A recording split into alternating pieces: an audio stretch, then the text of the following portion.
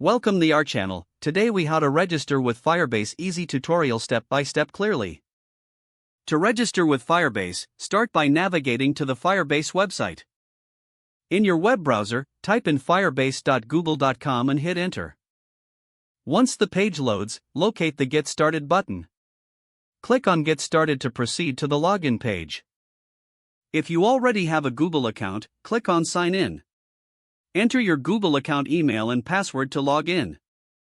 If you don't have a Google account, click on Create Account to set one up. Follow the prompts to create your new Google account. After logging in, you will be taken to the Firebase console. Click on the Add Project button to create a new Firebase project. A dialog will appear asking for your project name. Enter a unique name for your project. After entering the name, click on Continue to proceed.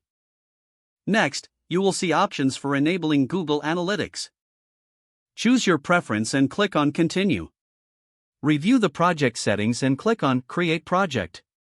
Wait a moment once the project is created, click on Continue to access the project dashboard. Here, you can explore various Firebase features to enhance your application. You are now successfully registered with Firebase and ready to start building your app. If the page does not load, refresh the browser or try again in a private or incognito window.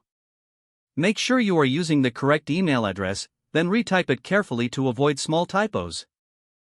If your password is not accepted, use the reset option and create a new strong password you can remember. Check your spam folder for verification or security emails, then complete any requested confirmation steps. Enable two-factor authentication if available to improve account security and reduce unauthorized access risk. After signing in, review your profile details so your contact information and settings are accurate and current.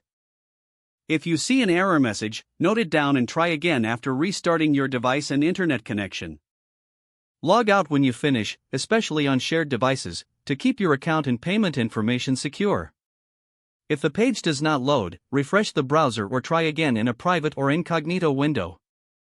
Make sure you are using the correct email address, then retype it carefully to avoid small typos. If your password is not accepted, use the reset option and create a new strong password you can remember. Don't forget to like this video and subscribe to our channel for more step-by-step tech guides.